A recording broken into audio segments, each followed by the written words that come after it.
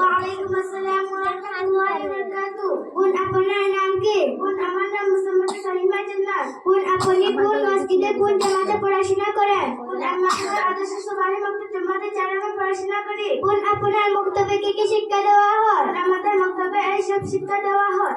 তাফসীর সহ কুরআন শরীফ, দিনিয়াত, আকায়েদ, আদব, আখলাক, ইসলামিক ইতিহাস এবং মুসলিম দোয়া সহ শিক্ষা দেওয়া হয়। তাহলে বোন আমি আপনাকে ইসলামী ইতিহাস হইতে কিছু প্রশ্ন করতে চাই। আপনি কি বলতে প্রস্তুত আছেন? জি হ্যাঁ বোন, আমি বলতে প্রস্তুত আছি। আপনি কি বলতে চান বলুন। তুমি কে অর্থাৎ ধর্মের দিক দিয়ে তোমার নাম কি? ইসলাম। তোমার ধর্মের নাম কি? মুসলমান।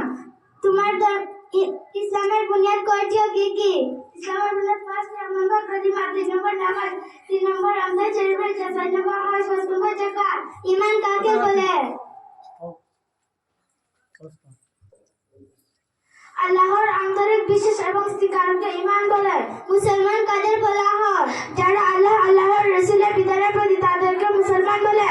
যারা আল্লাহকে মানে না তাদেরকে কি বলা হয়? তাদেরকে মুনকির বা মুনাফিক বলা হয়। যারা আল্লাহ ছাড়া অন্যান্য জিনিসের পূজা করে বা 2 দিন উপাসের উপাসনা করে তাদেরকে কি বলা হয়? তাদেরকে মুশরিক বলা হয়। মুশরিকদের পরকালে ক্ষমা করা হবে কি? কোন মুশরিকদের পরকালে ক্ষমা করা হবে না, তারা চিরদিনের কষ্ট এবং আযাব ভোগ করবে।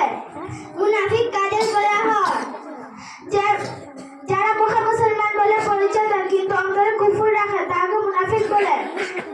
এক মুসলমান অপর মুসলমানের সঙ্গে দেখা হলে কি বলতে হয়? আসসালামু আলাইকুম বলতে হয়। ফাসিক কাকে বলে? যে ব্যক্তি কবিরা গুনাহে লিপ্ত হয় তাকে ফাসিক বলে।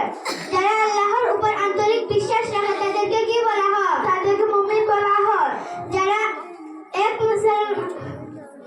আল্লাহ ছাড়া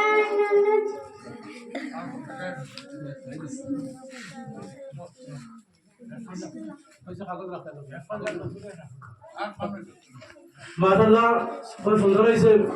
এবারে